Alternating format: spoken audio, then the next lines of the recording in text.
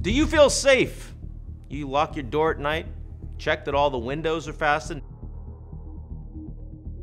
to scare off robbers, the raccoons, public television hosts. You never know who's out there. You assess potential threats to yourself and your family. You act accordingly. That's what adults do. But when it comes to national security, every new presidential administration is required to do something not so different. In mid-October, President Biden released his long-anticipated national security strategy. It's a 45-page document evaluating the many threats and challenges facing the United States, foreign and domestic.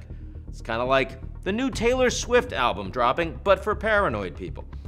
And just like that album, yes, just like it, the report contains some surprises. Take, for instance, the country it identifies as the biggest national security threat facing the United States today. Sure, Putin has waged an illegal war of aggression against Ukraine, killing tens of thousands in the process, destabilizing the global economy. Not to mention, he's threatened nuclear Armageddon with the nonchalance of a psychopath. And yet, it's China, not Russia, that the White House sees as America's most formidable long-term threat.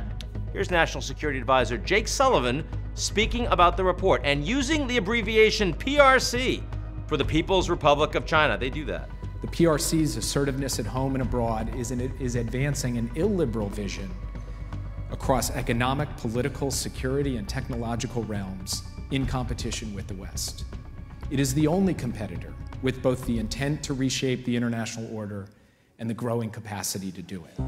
While Russia's invasion of Ukraine poses an immediate threat to global security, Sullivan argues that only China has the intent and, crucially, the ability to fundamentally alter the world order in its favor. China and China alone can bring about a world where democracy is no longer the dominant form of government, where the West no longer holds the reins of the global economy, and where Beijing can potentially set the terms on everything from trade to technology. And human rights? That's so 20th century.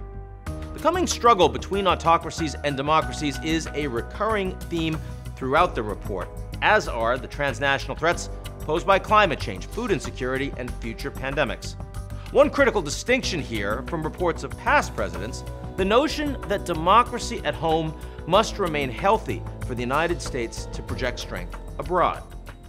The U.S. midterms, now just days away, will be an important test of democratic resiliency. But if the misinformation, discord, and violence following the 2020 election are any indication, we may be in for a bumpy ride. Our adversaries and enemies will be watching closely, ready to exploit weakness.